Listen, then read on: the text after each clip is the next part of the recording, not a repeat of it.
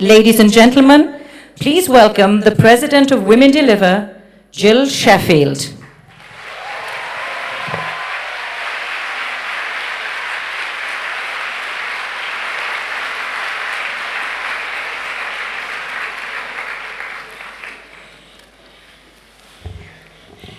Good afternoon, distinguished guests, ladies and gentlemen, friends from all over the world.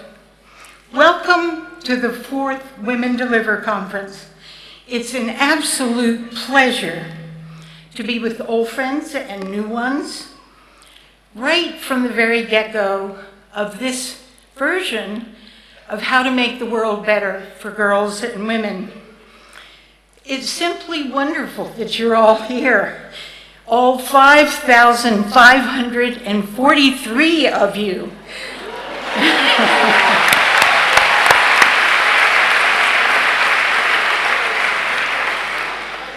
And I want to thank all of you for your contributions to this conference, but to delivering for women.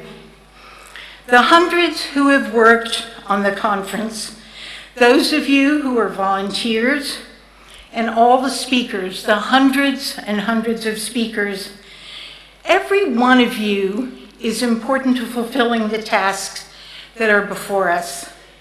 A task that in some way began at a conference a very long time ago in Nairobi, Kenya.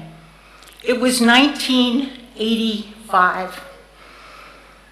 It was the end of the UN Decade for Women, and as we celebrated the progress women had made toward equality, a wonderful physician from WHO, Dr. Angel Petros-Barvasian, asked, "How many of you know that women are dying at a very high rate from the complications of pregnancy and childbirth?"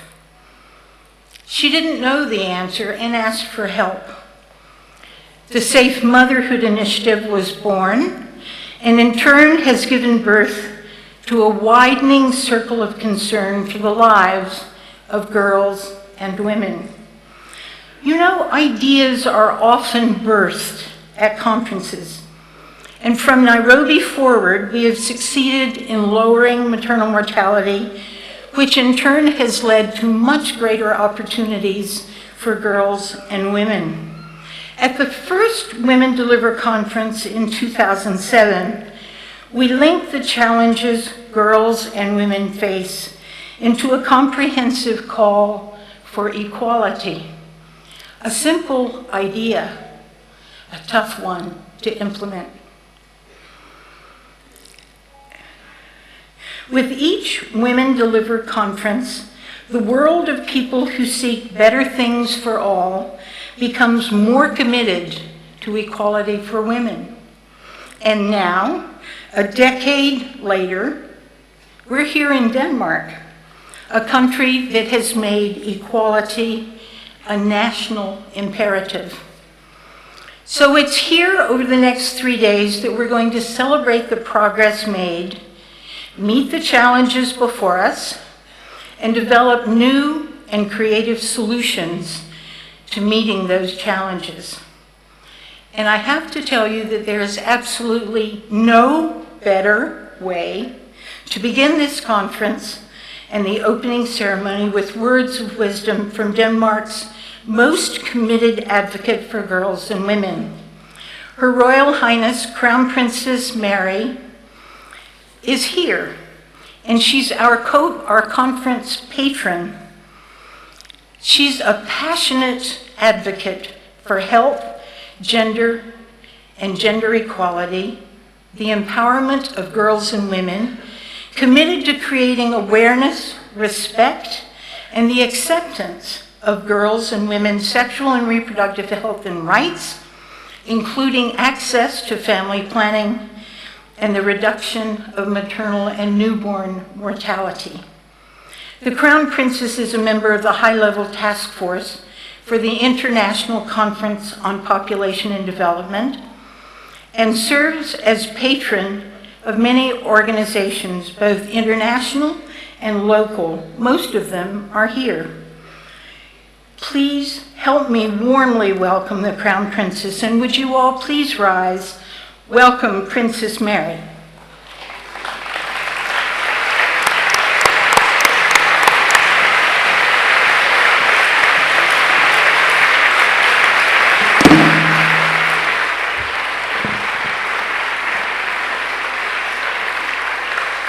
Thank you.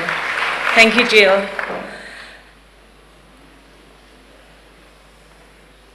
No, welcome. Glad you could join us.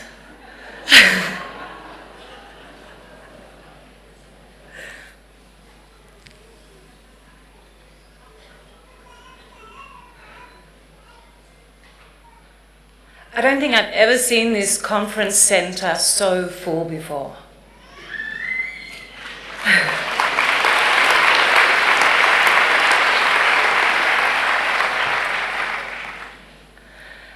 How does one open the world's largest conference on the rights, health and well-being of girls and women, Women Deliver 2016? A conference of such significance for people, planet and prosperity. A conference that's focus is perhaps on the world's greatest untapped resource, girls and women. A conference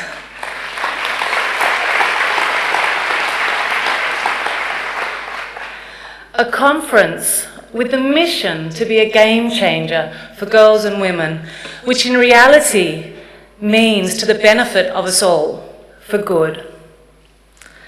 Not an easy task, but a task that I'm proud to call mine. Welcome to the 4th Women Deliver Conference, and welcome to Copenhagen, Denmark.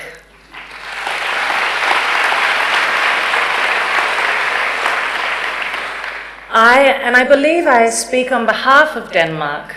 We are truly honoured to host such an ambitious and action-driven conference.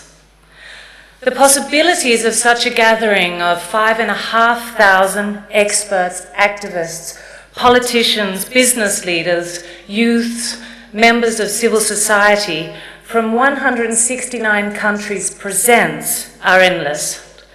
But if harnessed effectively, present a world of opportunities for sustainable development.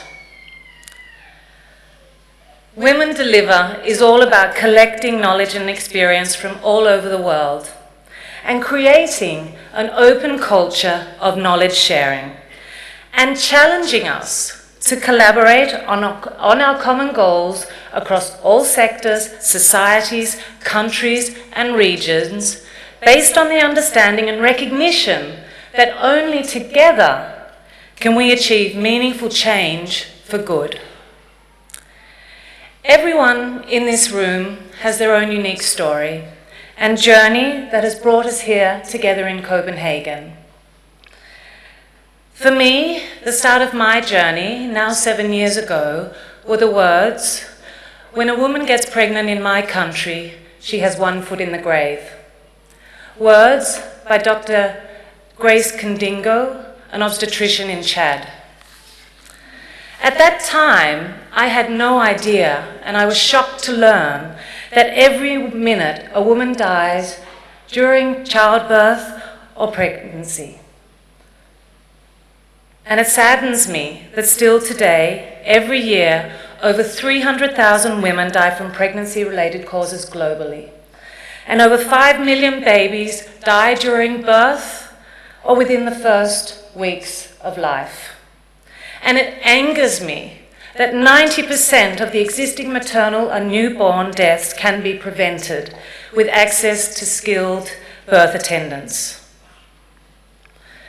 Maternal mortality is just one of the horribly unjust symptoms of inequality and lack of respect of the human rights of girls and women. And whether your journey is about ending child marriage for the 15 million girls who are married before the age of 18, ending violence against women for the 1 in 3 women globally who have experienced physical and/or sexual violence by their intimate partner, ending FGMC for the 3 million girls that are at risk each year, ending the lack of access to comprehensive sexuality education and youth-friendly services, or ending social norms and structural barriers that prevent girls and women access to education, healthcare, political representation, and economic participation. We all share a common conviction that girls and women are the key to building prosperous, sustainable, and healthy societies and communities. And the evidence is sound. When we invest in girls and women, society as a whole benefits. Today, more than ever, that conviction is recognised explicitly in the new Sustainable Development Agenda.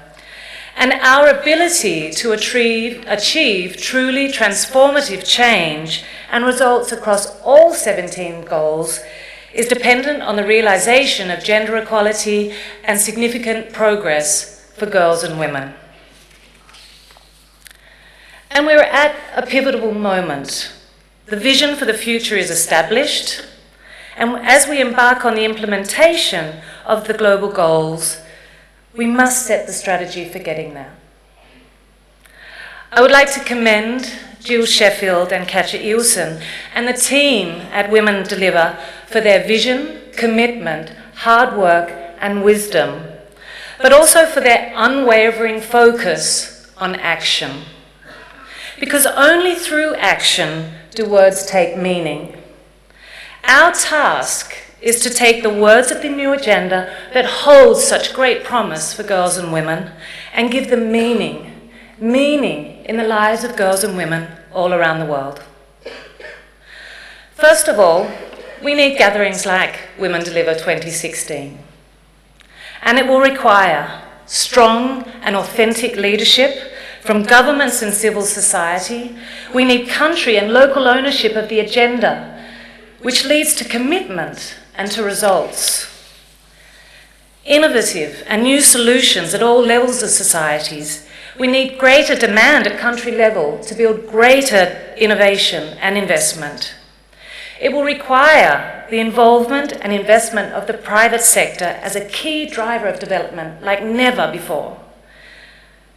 The involvement and leadership of youth. By working as one and closing the gender gap, we become more powerful. New and traditional partnerships, untraditional partnerships, across and within all sectors and boundaries. We need to work together like never before. It will require holistic and respectful community-led development programs. Real and sustainable change comes from within.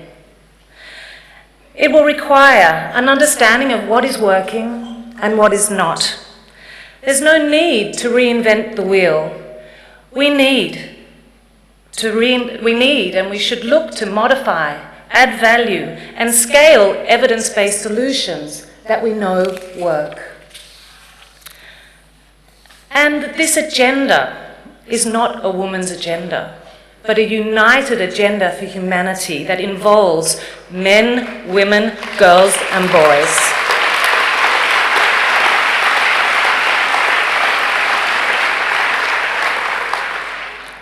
It will take continuous and long-term strategies and interventions. And as we see progress and experience success, we must not lean back. As it is here, we are at our most vulnerable. I have been so much looking forward to the start of Women Deliver 2016, and that day is here. Let's build on and accelerate the progress that has already been achieved. Let's look to new horizons. Together, let's deliver for girls to have choice, not chance. And let's agree that less bad is never good enough. Thank you.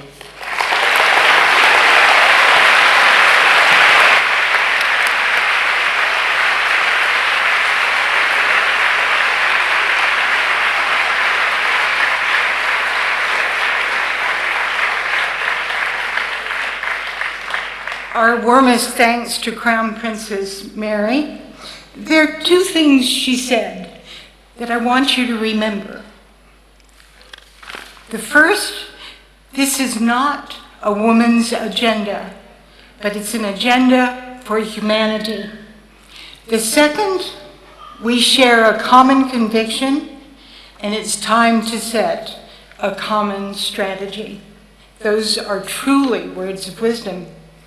Now, ladies and gentlemen, we have a great opportunity, and it's my pleasure to welcome the Prime Minister, Lars Løkke Rasmussen, who is Prime Minister of Denmark.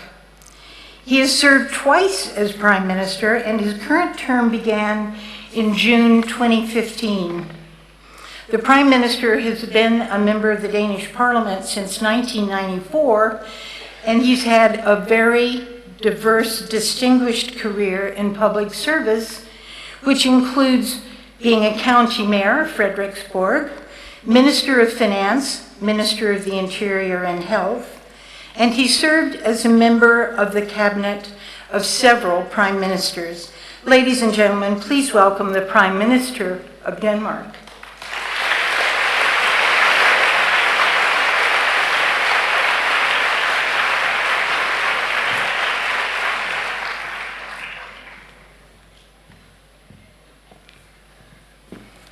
Royal Highnesses, Ministers, Excellencies, ladies and gentlemen.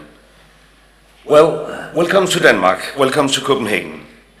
It is indeed an honor and a privilege to host the 4th Women Deliver Conference. And let me start by thanking 3 strong women for their tireless work and commitment to the world's girls and women. Her Royal Highness, Crown Princess Mary, Jill Sheffield and Katja Iversen. You make a real change.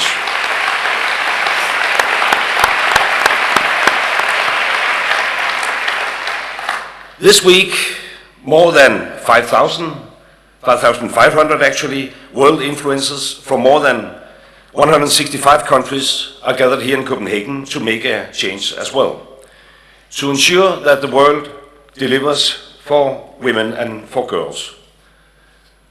That is a joint responsibility. The fight for equal gender opportunities is not just a woman's fight. It is not just a fight for women. It is a fight for all of us, women and men. It is a fight for a better and more prosperous world. Some say that growth and prosperity are the best ways to ensure equal gender opportunities. I actually think it is the other way around. I believe that equal gender opportunities create a path towards growth and prosperity. And I believe Denmark is a proof of just that. Denmark is one of the most educated, wealthiest and just societies in the world. We are even appointed the happiest country on the earth. And it is not simply that our prosperity has resulted in equal gender opportunities, no. Present-day Denmark is, on the contrary, a direct result of women getting equal rights. About 200 years ago, we made schooling for all children, boys and girls, mandatory. About 100 years ago, Danish women gained the right to vote. About 50 years ago, Danish women moved into the labor market in great numbers, gaining economic independence. And they delivered. They went from being vulnerable to being strong. And many other countries are, fortunately, on the same path. Although they still have some way to go, they discover the same truth. Women deliver. Last September, I had the privilege to chair the United Nations Sustainable Development Summit in New York. During the United Nations General Assembly, I also had the pleasure of co-hosting the Global Leaders Meeting on Gender Equality and Women's Empowerment. More than 50 presidents and prime ministers made individual pledges to actions to overcome gender equality gaps. And to me, Their participation signaled that gender equality and women's rights are no longer a sideshow. Gender equality is increasingly seen as a main driver for sustainable development, economic growth, and increased well-being for all members of the society. So are we proceeding? Yes. Are we proceeding fast enough? No.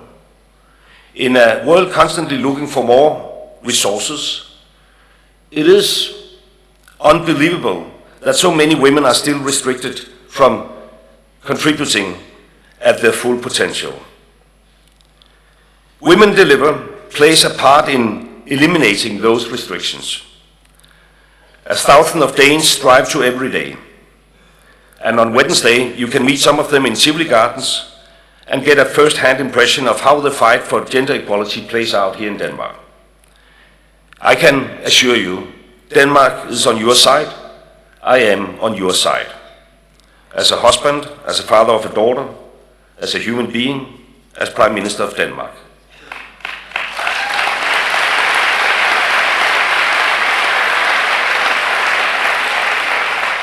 I hope this conference will bring new inspiration and energy to the gender debate, not only here in Copenhagen, but all around the world. Women's rights and opportunities are the foundation for a brighter future for mankind. So let us all deliver for good. Once again, thank you to Copenhagen.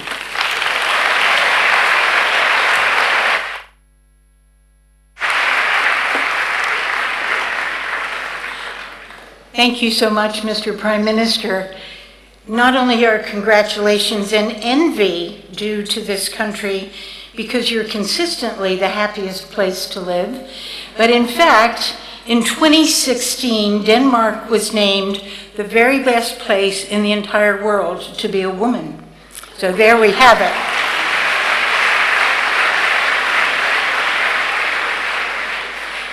It's now my pleasure to introduce to you the moderator of the panel that is going to fill those wonderful chairs right there. It's a panel that's going to introduce us to the issues of how to make the world a better place for girls and women. And we're absolutely delighted to have as moderator for this panel, Barkha Dutt. She is a TV journalist, columnist, news anchor, and consulting editor with New Delhi TV.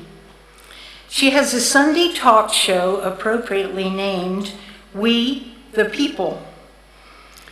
That show has gathered more awards than any other Indian television show ever. Her new book is titled The Unquiet Land, Stories from India's Fault Lines. Two quotes from that book to give you a taste of Barkha's attitude and forceful personality. She says, quote, "Equality is elusive in a million different ways." She also says, quote, "Feminism is about freedom. It is in pursuit of that equality." Ladies and gentlemen, Barkha Dutt.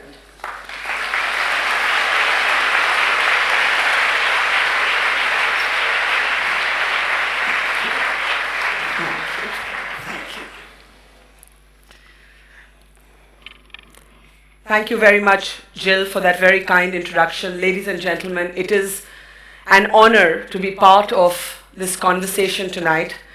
A conversation that I think is one of the most important conversations happening anywhere in the world this evening, and a conversation that I think the world needs to pay attention to. More than 2 decades ago, straight out of college, when I first became a television reporter, I was given an assignment. I was asked to go to a small remote village in a state called Rajasthan, about 5 hours from the national capital of Delhi. And I was asked to do a story on the gang rape of a woman called Bhavari Devi. I went along, and in that reportage, I learned so many different lessons that have till this date challenged my early notions of feminism. This was a woman who was raped by 5 men for trying to stop the marriage of a 1-year-old infant, a 1-year-old baby. Among the 5 men who raped her was the baby's father. When she took her fight to court, she was what we in India call a Dalit, which means she's at the bottom of the caste hierarchy. The judge in the court said rape could not have taken place because men belonging to a higher caste would not touch a woman of a lower caste. She was also ostracized and sent to the margins of the village, not allowed even to draw water from the village well. She continues to live on the margins of that village, and more than 2 decades later, the men who raped her have not been convicted. In that single intersectionality of caste, class, and yet the sheer raw courage of women, I think encapsulated for me why feminism continues to be at the core of human rights, and how foolish it is to pretend that we are in a post-feminist world.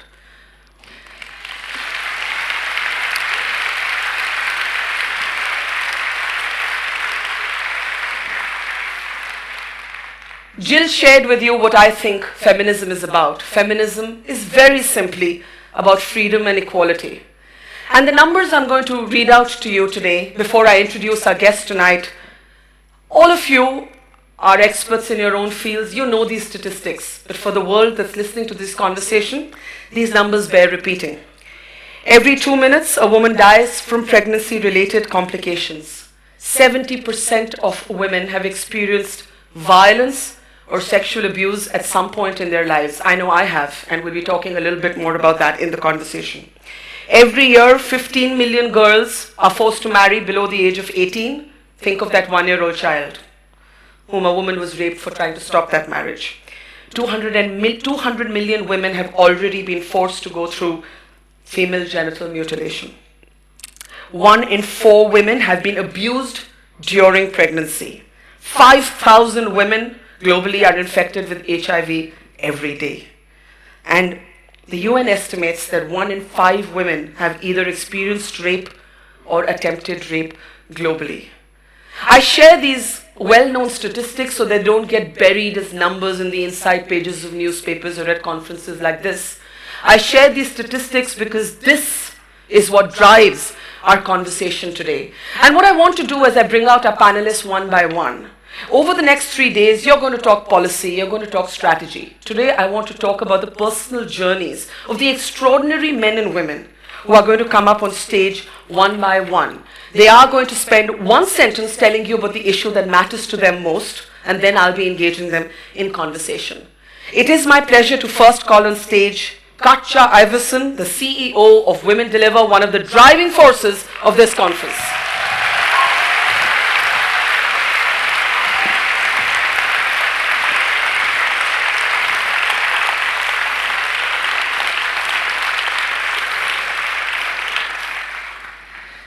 Women deliver, and so much more than babies. Hashtag WD 2016.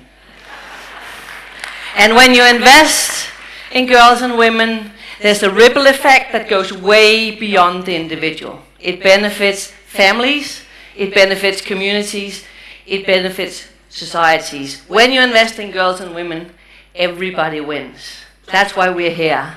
We want to change business, and we are going to make it business as unusual.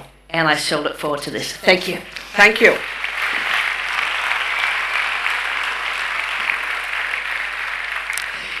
It is my pleasure to call on stage an extraordinary woman who is responsible for educating thousands and thousands of Afghan girls. She believes education is at the core of the pursuit for equality, and she's even battled Taliban gunmen in the process of doing that. Sakena Yacoobi, please come out.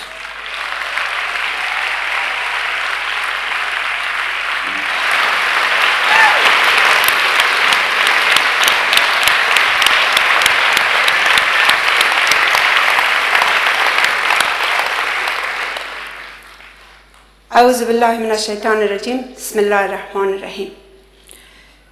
If you want to give the floor to a woman to prevent poverty, to prevent violence against women, to prevent child marriage, to prevent health issue. You must educate women. You must educate women.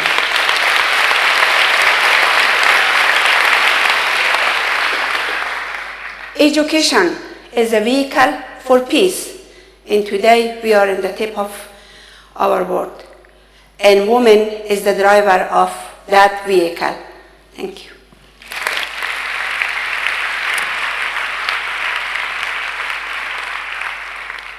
Thank you. Did you know that women spend 2 to 10 times longer than men in caring for a child, even though women now make up 40% of the global workforce? Well, I learned that from the next panelist tonight, Dr. Babatunde Osotimehin, the head of the United Nations Population Fund, who's urging men to be fathers, to do their role as fathers, because without equality at home, there is no equality at work. Dr. Babatunde.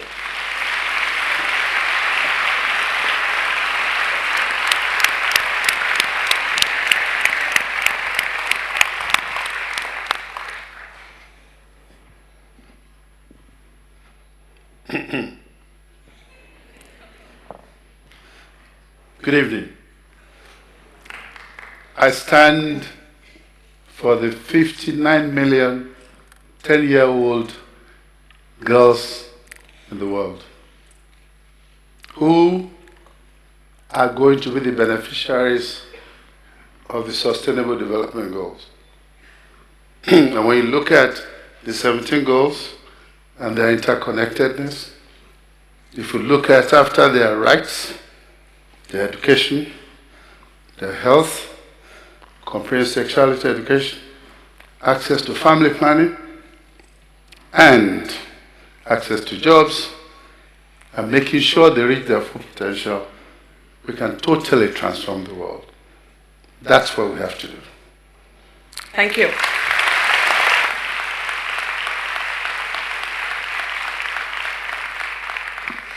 It is my pleasure now to introduce Nobel laureate, a young woman who first decided that women journalists should not be chained.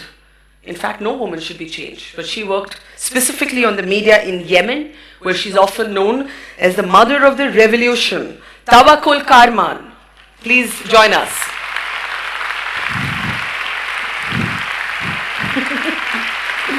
Thank you.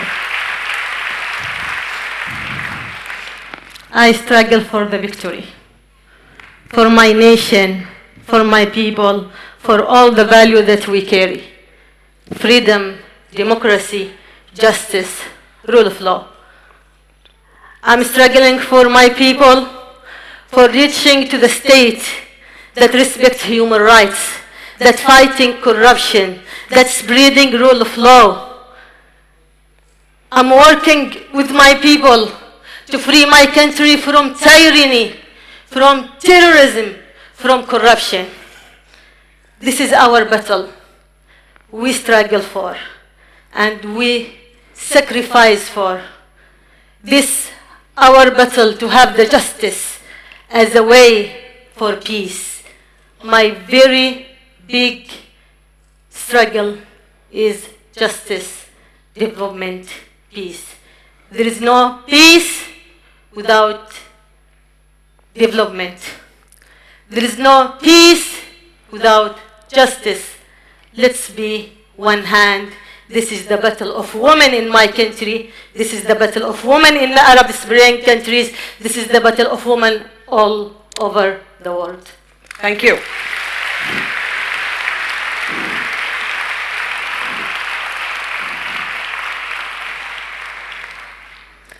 Men are an intrinsic part of this conversation tonight. The label feminist is worn proudly by many men I know, and I'm sure by many men in this hall today. Isn't that right? Yeah.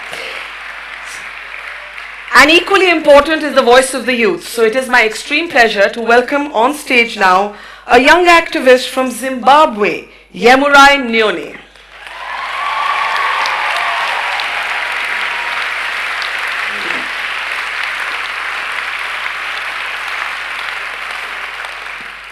Viva Youth Viva! Viva! Viva Youth Viva! Viva! It's great to hear our voices. We're here, we're in this place, and we're changing the conversation. I believe that the future that we are seeking and working towards has no space for the violent man. And being 3.5 billion strong, as young people under 30, we have the power, with our actions, with our choices, to disrupt every cycle that yields negative results for women and girls. We will do it, we are doing it, and you will see the results. Thank you.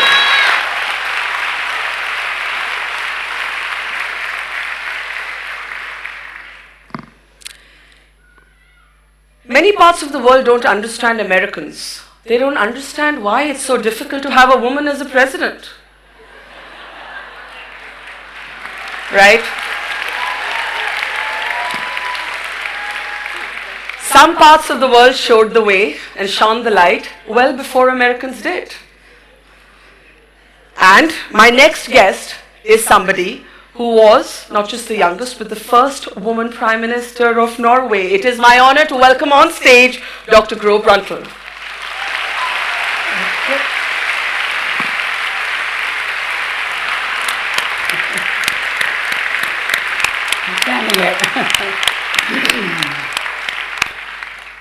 Good evening, all. Discrimination against women can no longer be tolerated in so many of our countries. Women are the largest untapped potential for sustainable development. From abolishing child marriage to insisting on the empowerment and the full rights of all girls, adolescents, and women, we need now to move forcefully ahead to a completely new scenario for the world. Only then can we count on the full contribution of all humanity, the full contribution of women in shaping our world and reaching the Sustainable Development Goals. Thank you.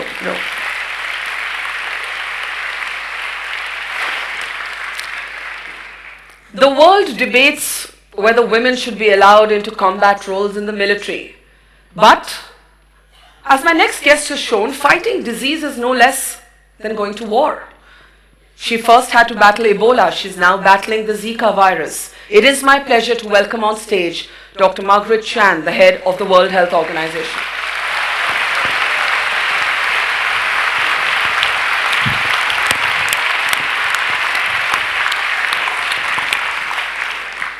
Good evening to all of you, my friends. Women Deliver, 4th conference. I want to pay tribute, of course, to my sister Jill. But let us agree, women and girls matter, right? They matter for development. I agree with all the comments made by the panelists here. Being one of the last, you don't have much to say.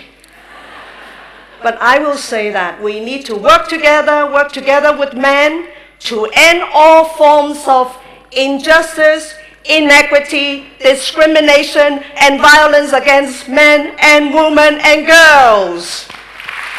Thank you.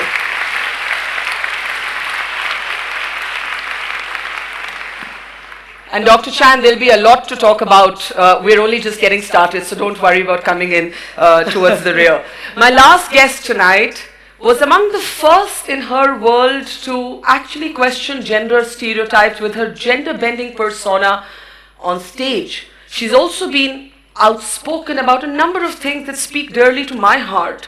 She's spoken about the hypersexualization of music videos these days, about hypersexualization of young girls. Is that emancipation or just prison of another kind, the male gaze of another kind? She's also questioned why you have to discuss who's wearing what on the red carpet when there's so much inequality in the world. And she's also spoken out forcefully about HIV, AIDS, and why we women need not be scared of aging and we must embrace feminism. She is quite literally a rock star. The UN AIDS Ambassador Annie Lennox.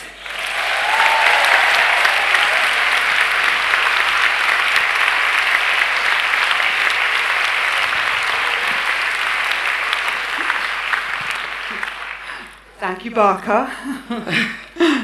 Rock star. Well, you are. Isn't she a rock star? Thank you. Well, it's an absolute honor and privilege to be here with everybody today at the opening of Women That Deliver 2016. As a long-time AIDS activist and women's rights campaigner, I believe that the 2030 Sustainable Development Agenda offers a significant framework to advance the rights, health, and empowerment of women and girls regarding the plethora of challenges we are facing in every corner of the world. From the beginning of the epidemic 40 years ago, AIDS is estimated to have claimed 34.2 million lives, remaining one of the greatest health challenges the world has ever seen.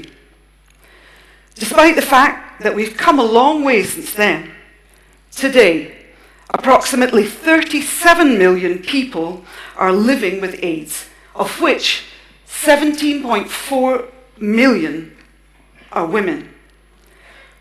And appallingly, AIDS continues to be the leading global cause of death for women and girls of reproductive age. Ending the AIDS epidemic requires a unified response in tackling the deepest roots of social injustice. To succeed, we must break down structures of gender inequality. We must dismantle notions of patriarchy, and we must end all forms of gender-based violence. The HIV community has set a fast-track target towards ending AIDS by 2030. But we know this can only be achieved by long-term commitment, sustained political will, and financial reinvestment. Without this, the fact is that we risk losing all the successes we have achieved so far, turning everything back to a worse catastrophe than ever. As we know, young women are the most vulnerable to HIV infection. Surely we owe them a better future. We cannot afford to let them down. Thank you. Thank you.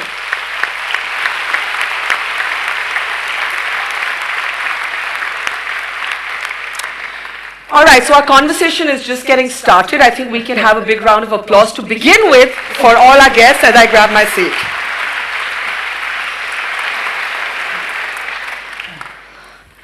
Now, like I said, over the next 3 days, you're all going to discuss policy, strategy, numbers. What I really want to do here today is to get to know you a little bit, for this hall to get to know you, to understand what makes you tick, what gets you going, what keeps you up at night, what is that one image in your head you can't shake off, what makes you happy, what makes you sad, what makes you strong. And I want to start with you, Dr. Brundtland, if I may. Is it true that when you first ventured towards politics, a lot of women would meet with their children and their you didn't know where to take the children, so the kids would play under the table as women discussed politics all around that table. And that was the first challenge of how tough it is for a woman to get into a male-dominated world, because the men aren't sitting at home and taking care of those kids. No, it certainly did happen. Yeah. That's for sure. Yeah. But we saw that this was not a good idea for the future. So the programs, to create places for children, yes. Even from the year of 1 year upwards to school age, became part of the policy. But in your time, that did not exist. Well, no. When I was a young mother, I think less than 10% of children had any place in kindergarten. Yeah. So everything has changed. Now everyone in Norway has a right from 1 year old. So, Today- you know, you today can, care, within 30 years framework, you can change society. Does it strike you as strange that it's such a big deal whether Hillary Clinton becomes president? It's like the first world that can't get over having a woman leading them. Well, you know, I remember the time when Geraldine Ferraro became the vice presidential candidate. It was great. We all felt, you know, this was new and good. She was brought down by I don't know what, from the very beginning. But Hillary, and she had to leave the scene.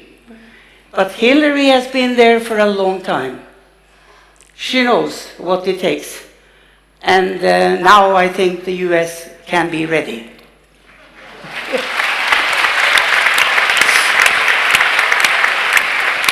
I was just going to say, when you said she knows what it takes, it also takes Trump. So that's a whole different discussion when you actually have a leading political candidate with such strong controversial views on women. Annie, if I can get you in, you know, what's really reassuring to me when I read your interviews, I hear you talk, and I think that's true for all of us on this stage, is that you don't balk at what some people treat like the F word. When people say, are you a feminist? People, you know, a lot of women also get into, yes, but, maybe, if. Yes. Why and when did we become so defensive about feminism? And what is feminism to you? Absolutely, absolutely. It's always surprised me how people seem to have such very mixed notions about feminism, and in a way the term seems to be a kind of divisive one.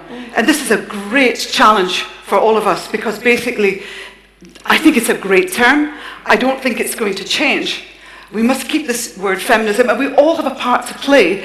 I want to I recall an experience that I had once. I was in a big conference. It was something like celebrating women. 400 very special women are all arriving for a women's lunch, Women of the Year, you know. And I was given an award, and I was very thrilled about that. And I stood at the podium and said, okay, I'm a feminist. Everybody in the room, stand up in solidarity. We're all going to stand up, have a great solidarity moment. Half the room sat still, and the rest stood up. You know, I want to test that. I want to test that right here. Can we stand up in solidarity if we're feminists?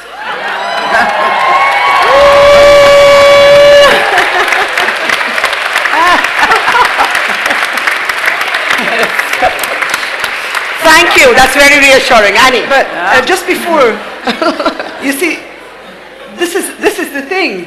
It's like it's not just women. This is the point. Thank you very much, gentlemen, for standing up. Without men, it's going to be much more challenging to advance our goals, don't you think? So we must be in this together, as the Prime Minister said. Dr. Chan, you said to me off stage, and I don't know if I should quote you because we need to take you seriously, or the second tenure of the World Health Organization. You said, I'm a naughty girl, and I was so happy to hear that. I want to hear your naughty side. Barkha, she was asking me to be interactive, don't read off your statement. I said, that's great, you know, that's exactly what I'm cut out for. I'm a naughty girl in that respect. Of course. What has been the toughest thing in your personal journey? You know, what you are battling actually impacts the lives of millions of people, right? What keeps you up at night, Margaret? Gee, she's naughty, yeah? She's trying to tell you how old I am. Yes. No. I like this. I've been in this field for quite a long time, and I have seen a lot of great achievement in many countries in maternal, newborn and child health, HIV, TB and malaria. But, you know, I have also seen a lot of upsets, setbacks in countries. The latest one that really keeps me awake at night is thinking about young, poor women infected by Zika virus and give birth to microcephalic babies or babies with other forms of abnormalities. Where are we with that battle? Where would you say we are today with the battle against Zika? As we are speaking, close to 60 countries are reporting Zika infection in their country. 60 out of 94 countries in WHO is a big proportion. So the more we learn about this disease, the more worry we get, because it really took scientists of the world by surprise, took health ministers by surprise. A mosquito bite during pregnancy can bring all this devastation to the woman, to the family, to the society, and the country as a whole. So we are now working very hard with all the scientists to look at, the definitive, cause. We need to establish the cause. So the causal relationship of mosquito virus, during pregnancy is established. Scientists agree on that. But it is important for us to work very hard, very fast. NIH has done a great job with other institutions to develop the vaccine, but the vaccine is not in the near sight. So we need to look at other mechanisms. Can we do something in what we call mosquito control to reduce mosquito density in the country? And every individual has a role to play. If I tell you 2/3 of the mosquito are bred at home, within your apartment, your house. So everyone can do something to reduce sites, water receptacles for a mosquito to breed. Mosquito control, but most important, targeted advice and support and knowledge to women who plan pregnancy or who are pregnant, so that they take appropriate preventive measures to protect themselves from mosquito bite, as well as to make sure, safe sex, use of condom to prevent sexual transmission. So these are the measures that we are working based on the best available evidence to advise women. And we'll talk a little bit more about that as this conversation goes along. Dr. Babatunde, I was particularly moved by a piece you wrote where you urged men to be more active fathers. And you spoke of yourself as a father, as a grandfather. And some people might think, why are you talking about this when we're meant to be talking about sustainable development goals? But the number 5 goal is gender equality. And I personally think that that's the one battle that women have actually lost, because even the most feminist of us seem to slip into these cliches when it comes to our roles at home. So will you speak a little bit about what made you write that? Very easy. I grew up in a house with a very strong mother. And my mother told me that there is no difference between me and my sisters. And I think it's important because now that I've grown up and I have 4 daughters, 3 granddaughters, I'm parochial about that because I know and I want them to grow up in a gender-neutral environment where they can grow up to full potential and actually be able to participate actively in their communities and the world as individuals and as human beings. Now, of course, I'm not a prude. I know that there are issues of gender equality. There is no country in the world where there is gender equality. There is no country where men earn the same thing as women for the same job. There is no country where women have access to the same things as men. But we're not where we were 50 years ago. And so we must continue to soldier on. And I tell you this much, men are very frightened. They are not happy about what is going on. And one of the things I see and I've observed is that as women soldier on and as they get more control of their lives and their destiny, men become more violent. So you see that in countries where education has gone up and you see women are in the workplace and they're doing things for themselves, you see a rise in gender-based violence. So we need to work with men and boys, particularly boys in the early stages, to teach them that there's nothing wrong in crime. Yeah. There's nothing wrong in actually feeling not confident about where you are interacting with women, and that it's okay for a woman to be first in her class, and it's okay for you to accept that you are not as good as her, and that you can work with that. So I think it's so critical, because this machismo, which we're all taught in our cultures, you are not supposed to do that. Men don't cry. You must stand up to her, And when you get married, you must dictate what you do. Do you cry? I cry, and I cry a lot. It's important to put that out there so that boys and men know that it doesn't take anything away from you, from your humanity, to be able to be a person. Because that's what it is. Yes. Thank you. What a number of people on this stage are too modest to share is many of them have actually faced direct threats to their lives to be the people they are.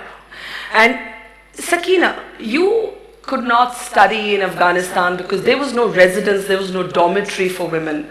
So you eventually went to the United States of America and studied, but it became your goal to educate young girls. But tell us about the time when Taliban gunmen entered the school and everybody else ran away, and there you were asking them to have a cup of tea. Yes. I think that, first of all, education for me is something that it's really transformed my life. It changed my life. And it's really given me stability. It gives me power. It gives me financial stability. And so I believe that education could do if it did for me, it could do for anybody. And especially in Afghanistan, when I was in the United States, my heart was in my country. I love my people, I love my country, and I really wanted to go and help. But at the time, I could not go there. But I went to the refugee camp. When I went there, I saw the devastation, and I really decided education is the key issue. The only way that we could change the life of these people is through education. But education that is really quality education, education that is provide critical thinking. And that's a start. And how you start this kind of education? To build a trust. To have somebody from the community to do it. I could not do it by myself because coming from America and just really build a school, I could not do that. So building really a trust with the community, I have to go around and ask who is the trustworthy person.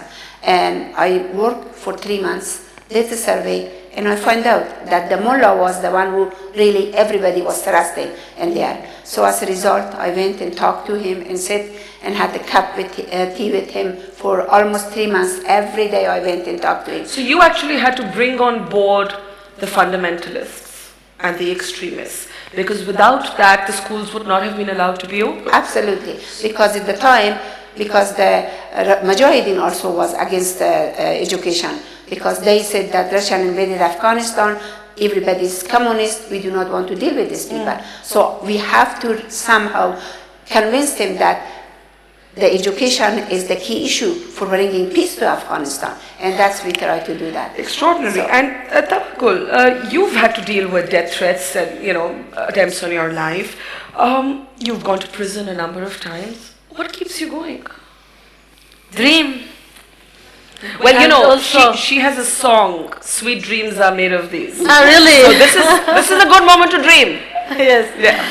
But first, before answering to your question, I want to underline in a very important thing, which is when we as women talking about our achievement in the Goal 5 in the Sustainable Development Agenda, we should be very proud of this goal. But also we should be very proud of all 17 goals in Sustainable Development Agenda. Yeah. So it isn't just the affair of women, it's our affair. No, the first goal, which is ending poverty, is a big achievement for every woman all over the world. Ending, yes. The second goal of ending hunger and guarantee security food is a victory for every woman around the world. The article, the goal of 16, and which is a very important article, and it gave a big change in the mentality of of the UN and also of the international community, which is in the 16, guarantee peace and also building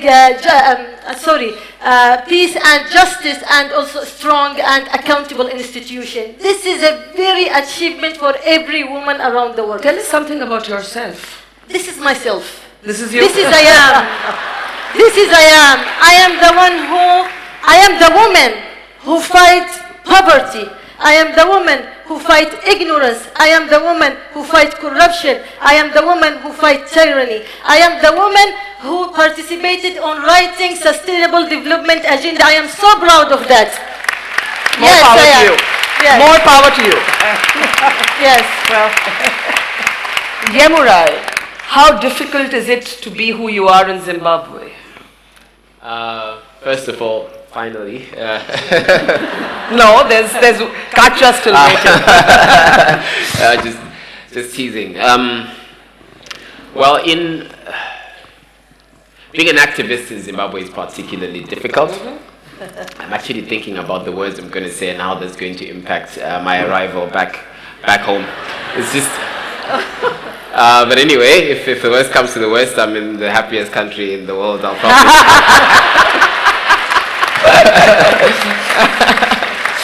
I hope there'll be accommodation if anything, if that's what happens. Anyway, I think it's difficult for me because it's very hard for leaders in my country to accept that young people can call them to task. It's very difficult for a lot of leaders in my country to accept that it's the people that have put them in the position they're in.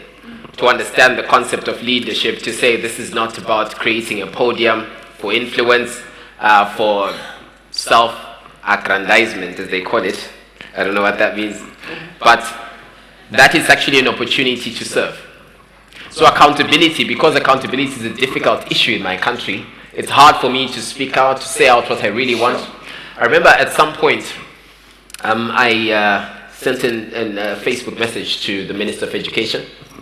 And I told him, you have a comprehensive sexuality education strategy. It's sitting in the National AIDS Council offices. I need you to act. This is unacceptable.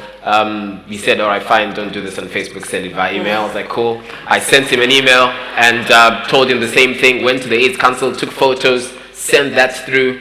Eventually he called, his different officers to task and said, listen guys, there's this problem, I wasn't aware, do something about it.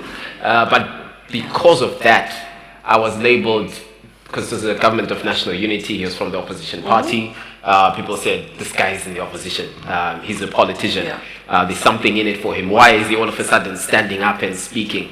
But I believe that it's my right as a citizen, it's my right as a young person. Even if people will question your motives, that's part of the fight. I have the right to say what I feel and what I think, because it's my country too, and it comes at great risk, but it's necessary. Katja, last but never the least, before we open this up for deeper conversation, your grandmother. Tell us about your grandmother and how that influenced where you stand today as the CEO of Women Deliver. I'll try to do it without crying. It's okay to cry, we'll all cry with you. My grandmother was born dirt poor in Denmark, in the countryside. So poor that you went to school a couple of days a week. Sometimes there was shoes, sometimes there wasn't, and there was one meal a day maybe. She moved to Copenhagen. She met my grandfather. They lived together without being married. Ooh, rebel. Runs in the family. They knew that education, one thing, she never got, she wanted to go to school, she didn't go much because she had to go out and work as a maid, so the money she made could go to her brother's education. Good, she moves to Copenhagen, fast forward, meets my granddad, live together. She worked 7 days a week to get him through teachers' college. They knew that she could not get pregnant. It was just not an option at that time, because then he would have to drop out of school. But since they were not married, she didn't have access to contraception. So luckily there was another rebel, that was a doctor, who actually prescribed contraception to unmarried women. So the deal was that when he got his education as a teacher and got a job, she would go to nursing school. She was working 7 days a week as a bicycling assistant nurse, and they wanted to give her an education. But it was not appropriate for a teacher's wife to work. So there she was, her life dream was to get an education, but she became, they got 2 kids. I'm really happy because else I wouldn't have been here. And she stayed at home. It was her deep sorrow that she never got an education. And she was the one who told me about contraception, and she was the one who cried the day I got a university degree.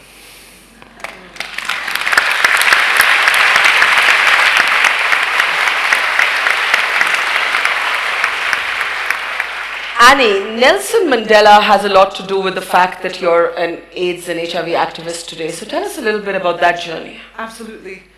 Nelson Mandela was very aware of what was happening in the country at the time. This is in 2003, it's over a decade ago. And he invited many artists, recording artists, performing artists, to come to South Africa to launch his HIV/AIDS Foundation 46664. I was one of the artists who had the privilege to perform at that launch concert. And as a result, I started to develop an interest in AIDS because basically Mandela said, he declared to the world that women and children were the face of HIV and AIDS. And I listened to this as a woman, I listened to this as a mother, and it was such a shock. And the reason why it was a shock was because I actually was one of the people that kind of had thought, well, HIV/AIDS affects, the gay community, sex workers, intravenous drug users. The fact that women and children were being affected to that rate in sub-Saharan Africa at that time, it had the highest incidence of the virus. 1,000 people every single day were dying, and you weren't hearing about it. And it made me crazy to think that this was the situation post-apartheid. Mandela is calling for some kind of response, and really the response was not happening from the government at that time. People could not get access to treatment. Things have changed now. But, what I realized is with the authority of Mandela, it was very a helpful tool for all the activists to get behind his message. And to find an authority figure like that, one who yields so much importance, is something that is so important in leadership positions, that you have people who deliver this messaging, but not only deliver the messaging, that it is responded to at country level. Yeah. And that, of course, explains your T-shirt, HIV positive, which is a statement against stigmatization. Well, thank you for I'll just quickly mention, because I don't want to hog the time. I wear this T-shirt as a campaigning tool wherever I go. I have been tested. I'm asking people, please, get yourself tested. Everyone, from the top of the tree all the way down through. You must know your status. I stand in solidarity with every single person who is HIV positive. And so I fight HIV, that is,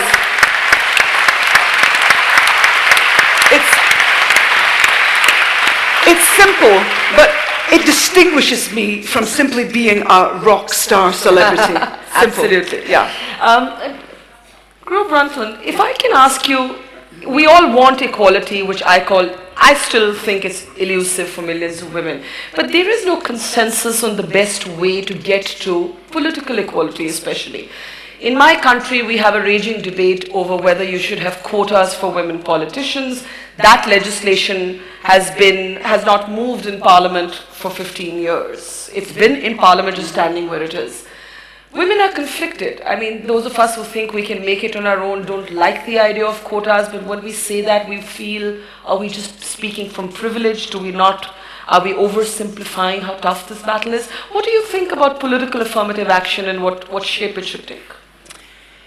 Well, this discussion that you are raising, I think, had been in my country as well. The people, the generation before mine, and maybe many in my generation, had that skepticism. Is this right? Should we look at qualifications?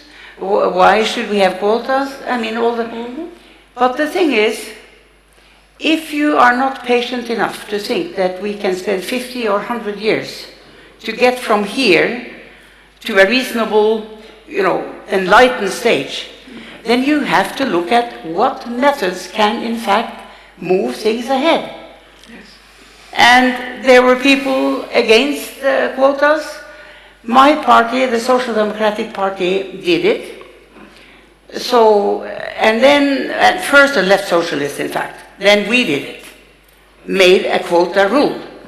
And that we were a big enough party so that when we had done it, Norway had to follow that rule.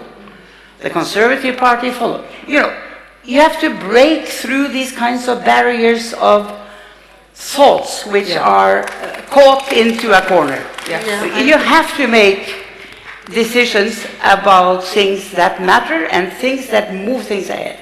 And the important thing is to move it ahead. Yes. If you can't do it otherwise, we saw it was decade after decade of very small incremental change. Why on earth should my generation continue on that path? We didn't want to. You want to add to that quickly? I would add something regarding women in politics. It's very important to know that if a woman decided to participate in politics without taking permission from anyone, she will participate. Yes. How? It's by being in the front line. It's by taking the initiative. I'll give you just a small story. It's my own story. I grew up in a very conservative country, and in my country there is the government fight women and the traditional fight women. All of them said that women should play traditional role in the public life. But what I did, I being in the first line of calling people to demonstrate against the tyranny and against the corruption and against the terrorism. And that was very, very strange. I was just taking my microphone alone with some people who came to my organization calling for help, with the victims, taking them, walking in the street, wake up people, wake up. So it is sometimes the power of one. Sometimes it takes one and you have to get started. This is what I call, what happened after that. I was the only one as a woman. After that, millions of women followed this movement. After that, woman stepped down the dictator. After that, the woman been in the constitution as so the fight has to start somewhere. Yes, it is the rule of woman as the beginning. But another, it's the constitution and laws and other, legal things. Okay. Margaret Chan, women in science, women in medicine, this continues to be a big barrier. And, I remember there used to be this debate about, in Virginia Woolf's time, why aren't there more women authors? And she wrote this fantastic book called Room of One's Own, which was all about how even at universities like Oxford and at Cambridge, women just did not have access to the same resources as men. As someone who's at the front line of medical battle, how is it to be a woman in science? I think in the field of medicine, we are way ahead of the curve. Every medical school intake, if you look at that, there are more girls and women than boys. Right? That's right. But there is also another problem. Women, after they get married, they want to have children, not too many of them stay in the workforce. So they may stay home. So it is important that the labor legislation, the child health services, all need to be a total package to look at what are some of the policy decisions that can help women to continue to contribute after their good education. Well, of course, staying at home as a mother, as a wife is important, but her education should not be wasted. Now, talking about women, and I was struck on Katja's point about contraception. I used to provide family planning service for women when I was younger as a practicing doctor. That was, in the 70s. In Hong Kong is a very developed city. I still have women coming in, sneak into my surgery, say that, Dr. Chan, quickly, give me a jab. I said, why so hurry? He said, my husband is outside, I don't want him to know. So this is exactly the point. We must make sure that, in SDG 3.8, goal number 3, about universal health coverage, we must promote universal access to sexual and reproductive health services to all girls and women. Yeah. Right. And that brings me to loop back to my earlier comment, what kept me awake at night. If I tell you, young girls, poor young girls in Latin America and the Caribbean, they top the world in terms of percentage. 56% of these women do not have access to the kind of services and knowledge to protect them, to make the decision on when and how many children they want to have. And this is exactly something we need to fight for, and this is part of the Woman Deliver mandate. Yes. And of course, if a woman can't have autonomy over her own body, there is no other equality more fundamental than that. Dr. Babatunde, you actually wrote another very moving piece on Valentine's Day, where you said that this is maybe a context to speak up against girls who are coerced into marriage before their time. And when we talk about a woman having autonomy over her body, reproductive rights, it gets even more complicated if the woman is, is a girl really, a child, 15 years old in many cases. Yeah, before I go there. Sure. Let's all celebrate these two women. They've been head of WHO. I don't think we understand that we actually have here two doctors who have headed WHO. Yes. And so when you talk about it, we understand what that means. Now,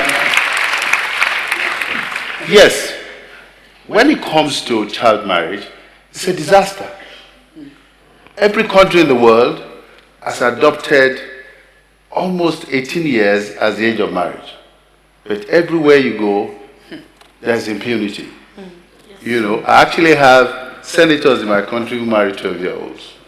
So in a sense, it's about our ability to hold people accountable to the laws of the land. Civil society has a role to play in there, and we need to do that, because if we don't do that, we'll continue to see these happening. Now, let me go back, and I started this conversation talking about that 59 million young people, adolescent girls, who are going to be, 25 when the SDGs have been placed, and who would be the face of the SDGs. We have to do something about early and forced marriage. We have to do something about female genital mutilation. We have to do something about comprehensive sexuality education. We have to protect them and make sure that they can reach full potential. Now, it is possible. We are doing it as UNFPA in many places. But we need everybody on the ground, and international community, and everybody. We are in an interconnected world. I'm sure that if today we tweet about child marriage, we can continue to talk about this. Yeah. And I think the way that I have resolved it in my mind, and when I talk to people in countries where it is happening, I personalize it. One person came to my office and was telling me about culture, and I said, no, there's no culture like that. And I asked him, I said, you are a diplomat, yes? Do you have daughters? He says, why are your daughters? They're in school. Also, your daughters can be in school, can go to Harvard and Cambridge and Stanford, but the other daughters are to be married off. Yes. You must hold people accountable to those things, and let us stop it. Yeah.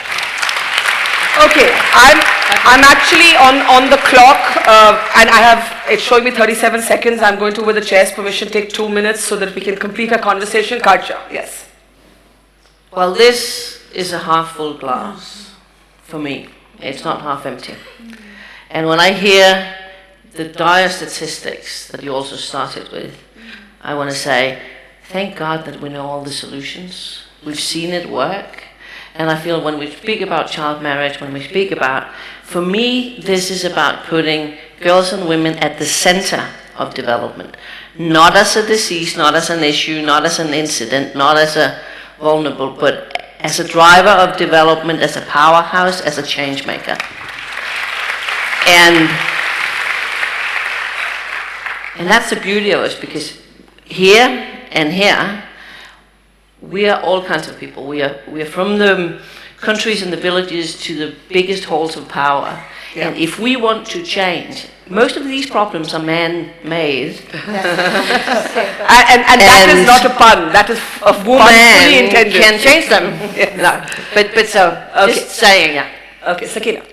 I just really, I was listening to everybody. It is wonderful. Yes, we are really, all of us is concentrating that really early child marriage could be demolished. But one way that, as I follow her, that if we do not work with men, and if we do not change the mentality of the men and the mentality of the community, there is no way that we could reach out our goal. And let me tell you, in Afghan Institute of Learning, we have clinics after clinics. In every clinics, we are working on reproductive health, we are working on early child marriage issue, but how we are doing, we going through the community, convincing community that they are behind us, they are supporting us, and with their support, we are able to talk to the family, not only with the women, we are giving the reproductive health instruction, we are asking the women to bring the husband by whatever means is that. And be part of that conversation. They come as a peer together, and we consult them and we talk to them about the healthy family, and believe me, hundreds of women has changed. Well, and that is the way we should do it. More power to you. That's what I'm saying. Yemurai, just quickly, because I'm again on the clock. In your generation, Dr. Babatunde spoke about men are frightened. Is it different among younger people? Are men more used to strong women, or are men just terrified of strong women? I'm not terrified. Yeah, because my strength is not defined by the weakness of others. Yes. There's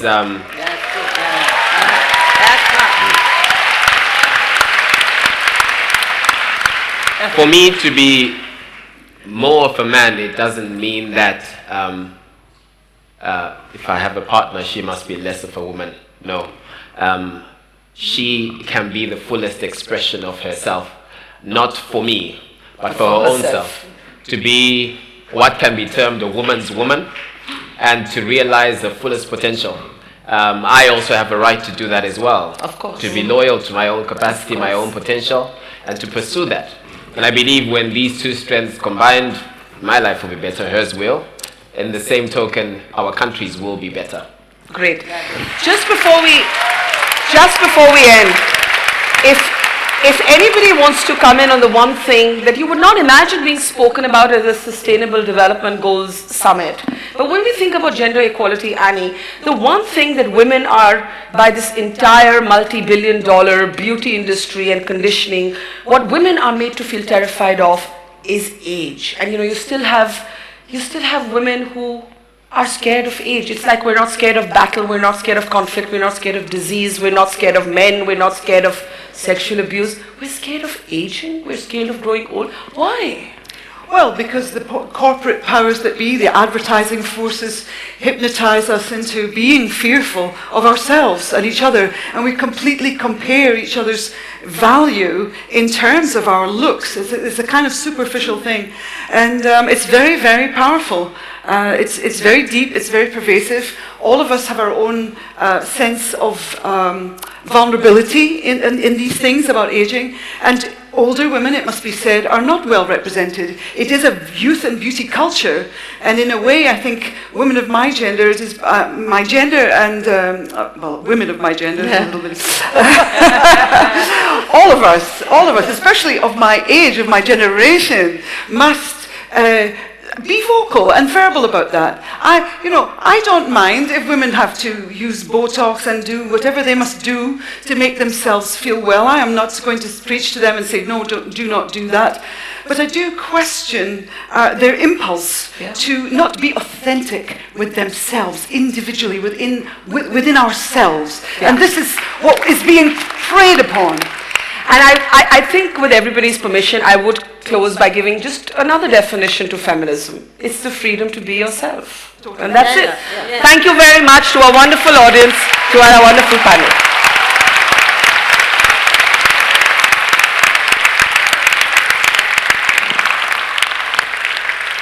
And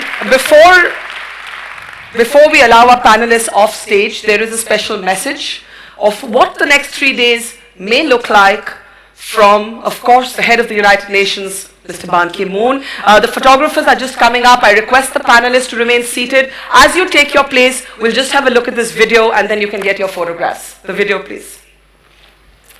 Dear friends, colleagues, and advocates for women and girls, I congratulate you on an inspiring 3 days in Copenhagen. The Women Deliver Conference is timely and important. Investing in the health rights and well-being of women and girls is central to the success of the 2030 Agenda for Sustainable Development. It is not just the right thing to do. It will unlock untapped potential and spur growth that will benefit all.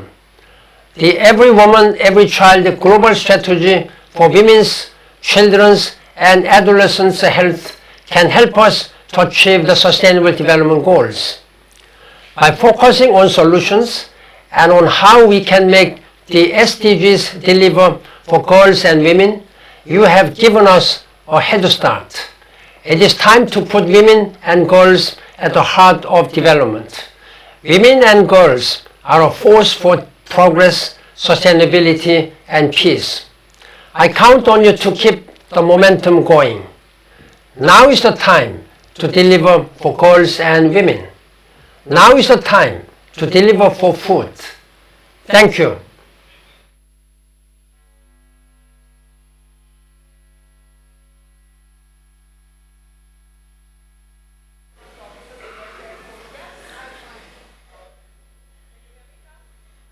No. We'll take a moment to let the photographers get their photographs.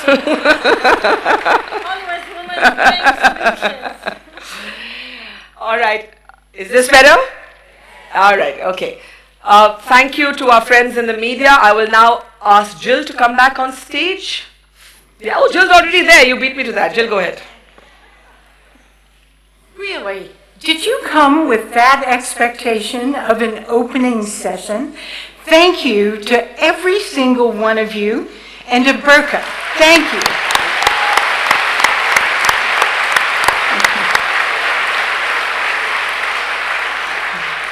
We have just a little bit more, not a lot, just 2 or 3 minutes, because I wanted to talk to you for a little bit about expectations, about what's ahead in 3 days, because I know you came with expectations, and the truth is we came with expectations.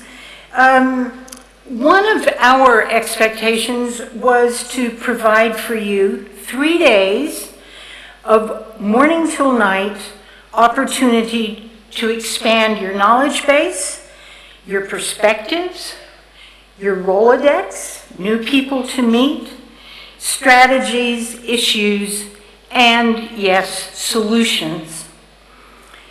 So what you have ahead of you in the 3 days is a veritable smorgasbord of opportunity. We think that these 3 days can change the way you think about what you do and how you do it, and possibly even who you do it with.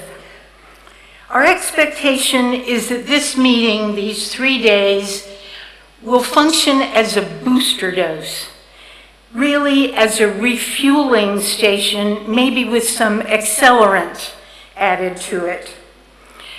And this is because everything changes all the time. The world is so different than we were together when we were together 3 years ago in Kuala Lumpur. The economies of the world and the availability of money is far different. The emergence of the new threatening diseases is really something we have to deal with. Political climate is changing and challenging. We have a new development agenda, and it's a smarter one.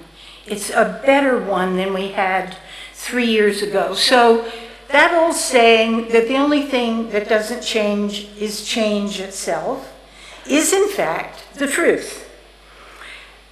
The challenge is how you deal with that change, and that's what this conference is really all about. So in Kuala Lumpur, I made some suggestions to participants that helped them sift through the feast that was at their disposal. And it seemed to help some people, so I'm going to suggest it again. Take it if you'd like. Each day, go to one session that you know absolutely nothing about. Every day, talk to at least one person you've never seen before, don't know what they do, but talk to them. And then at the end of each day, just before you go to sleep, think about one new idea to try when you go home. So, our last session of this whole conference is very different from this one. This was just a delicious way to start. The last session is going to challenge you to be the change you want to see. It's the Gandhi quote that is so important to us. On the way to that last plenary, we're going to pause 5 times during the plenary sessions to recognize unique and extraordinary people. 5 extraordinary people. Gro Brundtland, Mohammed Yunus, Cecile Richards, Dr. Tedros, and Cecilia García Ruiz. These people have been selected for their absolutely stunning innovation, determination, courage, perseverance, or wisdom. Our expectation has been already surpassed. There are more agencies here than we ever imagined. 2,500 different organizations have gathered together here. There are more ministers in our midst, more parliamentarians, more media, and even more people because of the virtual conference, which expects to add seriously tens of millions of viewers to what you're doing here each day. So, it's a fact. We can deliver. It's what we're here to do. We can deliver more and better. So, think of this as your booster dose and your refueling station. Our expectation is that together, and that's the operative word, we will deliver for girls, for women, and for sure for their families. It's time. It's really time to deliver. And I'd like to ask a colleague, Cecilia, Ceci, to join me here. She has a thought that she wants to share with you, and keep it in mind as you face this week. Ceci?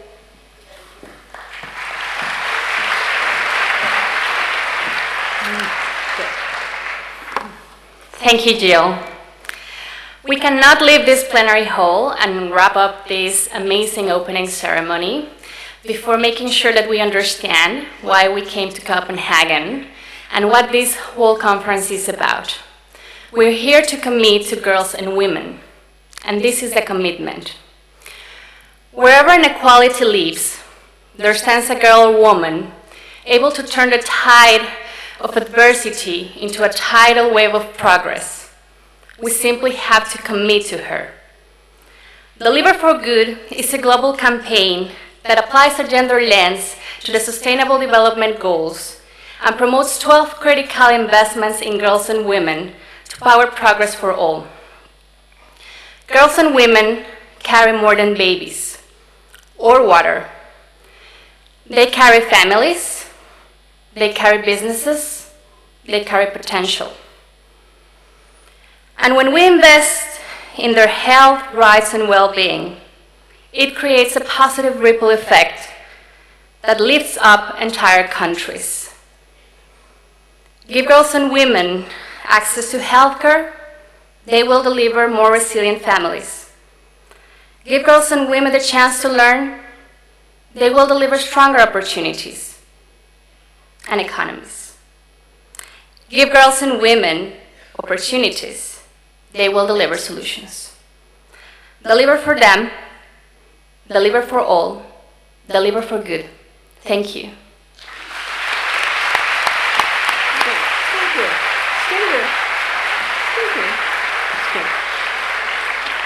So, thank you to the panel, seriously.